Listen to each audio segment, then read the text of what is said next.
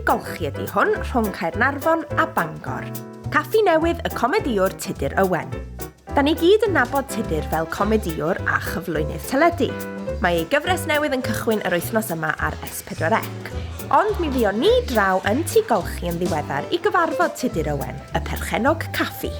Mae wedi bod yn freuddwyd am hwn gyda i sefydlu lleoliad ar gyfer adloniant byw yma yn y Gogledd. A mi ddoth y lle yma ar werth ac oedd o jyst yn ticio'r bocsys i gyd. Mae o hanner ffordd rhwng Bangor a Caernarfon. Mae yna digon o le, mae yna erddi neis yma, a felly oedd o'n gyfle rhy dda i golli. Da ni'n meddwl ei fod o'n hen dŷ golchi oedd yn gwasanaethu stad y feinol sydd ochr draw yr coed na fyna.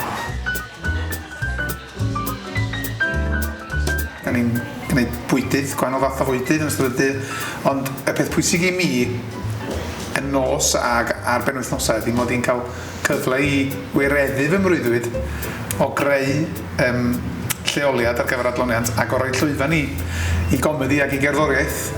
Da chi licio'r sheetiau zinc ma? O'n i geisio rhyw syniad am roed hwnna, achos o'n i wedi gweld rhyw le yn America efo sheetiau zinc ac o'n i'n meddwl bod o'n funky, ond yr unig beth dwi'n gael ydy, fydd o'n neis ar ôl chdi orffan o.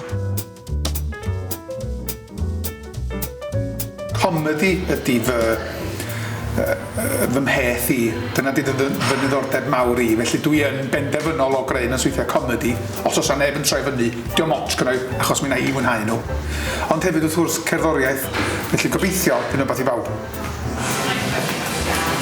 Mae'r prif stafall ydy hwn, ac yn fyma fydd yr adloniant a pawb yn bwyta yn ystod y dydd. Mae gennau restr o bethau sydd ymlaen, a mae gennau gaceni.